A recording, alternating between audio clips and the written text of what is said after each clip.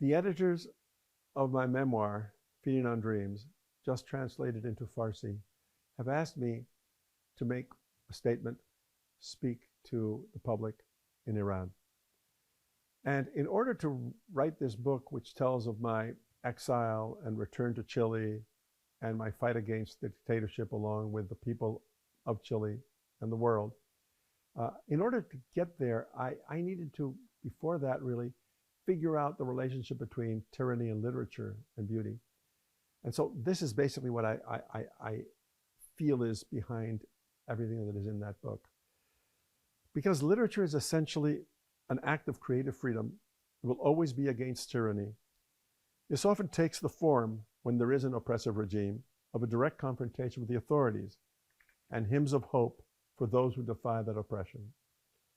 Poems, short stories, tend to be the best medium for these protests, among other reasons, songs, because their orality can allow memorization and being passed from person to person without additional dangers. And the book speaks about this. But diverse forms of literature can be weapons in a war for freedom. It can be efficacious in battling repression, calling attention to injustice, rallying courage, comforting victims. Such efforts will always be tied to contingency and should not be confused with the equally important and, for me, more crucial tasks of the compassionate imagination. Because once you have defeated a terrible regime, the causes that kept that regime in place, that justified its actions, that condoned and accommodated its violence, will still be in place. In your own country, for instance, the wondrous uprising against the Shah and his secret police did not ultimately lead to real liberation. That task is still ahead of you. For this, literature works with longer ideals and goals in mind, and frequently has not goals other than beauty, because beauty, true beauty, is the opposite of tyranny.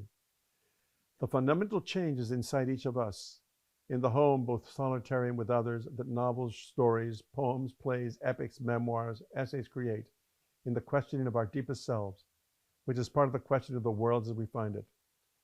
This will allow us to avoid the next tyranny that is always around the corner, waiting its turn, including the tyranny of ideologies that they think they have all the answers.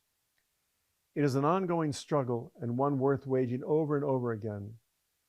And it is a struggle which crosses frontiers. What is written in Iran reaches outside the country. What is written abroad circulates inside Iran. Literature as the opposite of dogma and the opposite of a blind nationalism. I am glad, perhaps even proud, to be part of the search for emancipation in Iran with my books, particularly among its women. Most of my work tells stories of what happens when women upend the authority of now and dare to dream of plural tomorrow.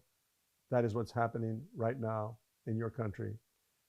And this book and these words, this is my gift to the admirable people of Iran.